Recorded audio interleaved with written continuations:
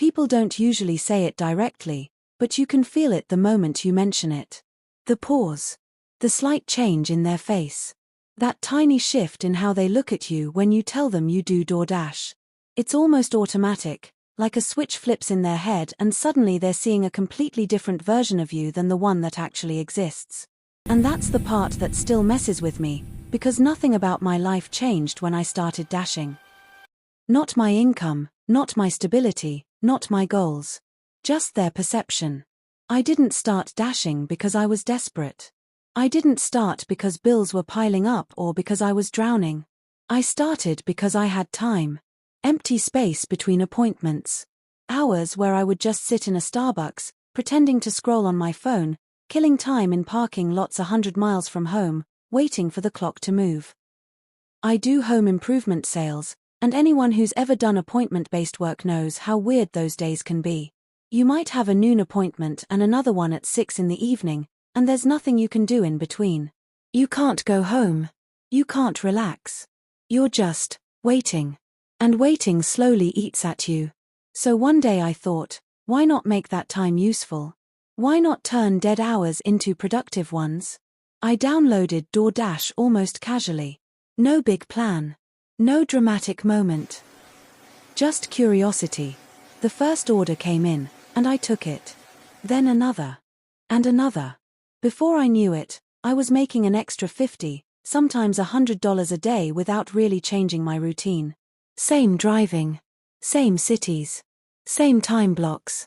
The only difference was that now, instead of watching the minutes crawl by, I was moving. Doing something. Earning. To me, it felt smart. Efficient. Almost obvious. To everyone else, it looked like something was wrong. The first time I realized it wasn't just in my head was at home. I was sitting on the couch, relaxed, no stress, just a normal evening. An order came in, I grabbed my keys, and left. No big deal. Later that night, my wife told me something that stuck with me longer than I expected. Her sister had asked if we were okay financially. Asked it quietly, carefully, like she didn't want to offend anyone. But the question itself said everything. Me leaving to dash for an hour was enough for someone to assume we might be struggling. That hit harder than I thought it would. Not because I was ashamed of dashing, but because of how fast people jump to conclusions. How quickly they decide what your life looks like based on one small action. They didn't ask how much I made. They didn't ask why I was doing it. They didn't ask where that money was going. They just saw the app and filled in the rest of the story themselves. It kept happening. Coworkers joked about it. Not in a mean way, but in that casual, dismissive tone that still carries judgment. Asking why I didn't go out for steak dinners when I was out of town. Asking if everything was all right. Laughing like it was harmless. Even my cousin, of all people, couldn't understand it. I dropped off an order to his place once and he just stared at me, confused, asking why I was doing this at all. I told him the truth. I'd rather make money than sit around watching TV. That answer didn't compute for him. It didn't fit the script he had in his head about how adults are supposed to live. And that's when it really sank in. People aren't confused by dashing. They're confused by intentional effort. We live in a world where working hard is celebrated in theory, but only within very specific boundaries. You're allowed to grind as long as it looks respectable. As long as it has a title. As long as it fits into a box people recognize. Step outside of that, and suddenly your motivation gets rebranded as failure. Your discipline gets mistaken for desperation. Your planning gets reduced to "are you okay?" What they don't see is the bigger picture. Every dollar I make dashing goes straight into investments.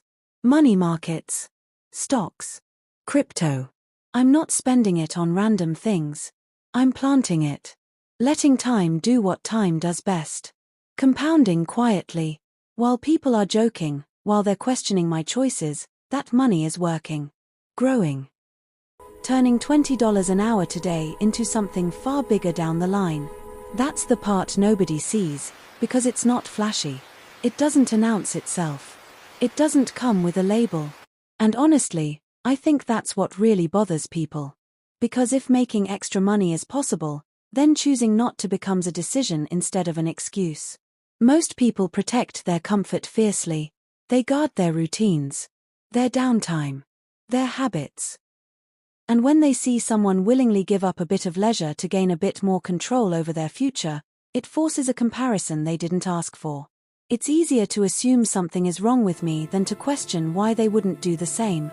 I stopped explaining eventually. Not because I didn't have answers, but because I realized explanations weren't what people wanted. They wanted reassurance that their way was still valid. That their choice to sit and wait, to scroll, to watch, was just as good. And maybe it is for them. But it doesn't have to be for me. The funny part is, nothing about my life feels stressful. Dashing doesn't drain me. It doesn't make me miserable. If anything, it gives me a sense of control. A feeling that I'm not wasting the most valuable thing I have, time. I don't feel broke. I don't feel behind. I feel intentional. And that's a feeling a lot of people never experience, because it requires doing things that don't always look impressive from the outside. People assume hustle equals hardship. That if you're still working, you must be struggling. But sometimes, the opposite is true. Sometimes the reason you're working is because you're not desperate. Because you're thinking ahead. Because you understand that comfort today doesn't guarantee security tomorrow. I've learned that you can't measure someone's financial health by how relaxed they look on a couch. Or by whether they leave the house when an app pings their phone. You can't tell ambition by appearances. You can't see discipline unless you're willing to look past your own assumptions. So no, I'm not embarrassed anymore. And no, I don't feel weird for dashing. I feel awake. I feel aware. I feel like I'm choosing growth over stagnation, even when it doesn't come with applause. And if that makes people uncomfortable, that's not my burden to carry. Because at the end of the day, I'm not hustling because I have to. I'm hustling because I understand something most people don't realize until it's too late. Time doesn't come back. And I refuse to waste it. What surprised me the most wasn't the questions or the jokes, it was how deeply people felt entitled to judge something that didn't affect them at all. I'd be driving between appointments, listening to a podcast, picking up an order, dropping it off, and feeling perfectly fine about my day. Calm. Focused. Productive. And yet, somehow, the moment someone found out I was dashing, the narrative changed. Suddenly, I wasn't the guy making smart use of his time anymore. I was the guy people whispered about, the guy they worried about, the guy they felt needed advice. I started noticing it everywhere. The tone people used when they asked about it. That soft, cautious voice, like they were asking about a medical condition. So, you're still doing DoorDash? Still. As if it were a phase I was supposed to outgrow. As if earning extra money had an expiration date. As if ambition was acceptable only when you're young, broke, or desperate. After that, it becomes suspicious. What none of them saw was how intentional everything was. I tracked every dollar. I knew my hourly average. I knew which times were worth it and which weren't. I wasn't randomly driving around hoping for luck. I was operating with more structure than most people put into their main jobs. And the irony of that wasn't lost on me.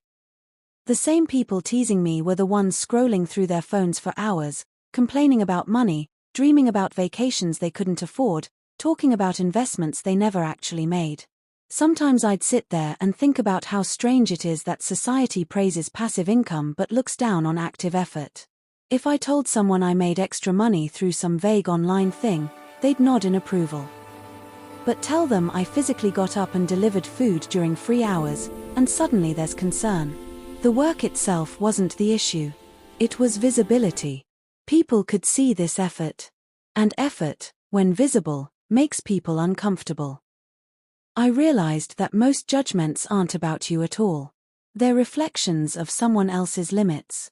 Their fear of doing more. Their fear of looking foolish.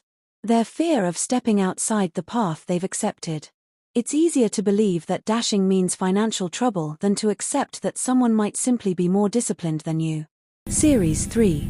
There was a moment when I almost stopped. Not because I didn't believe in what I was doing, but because constantly defending it became exhausting. Every conversation felt like a subtle interrogation. Every explanation felt like I was justifying my existence.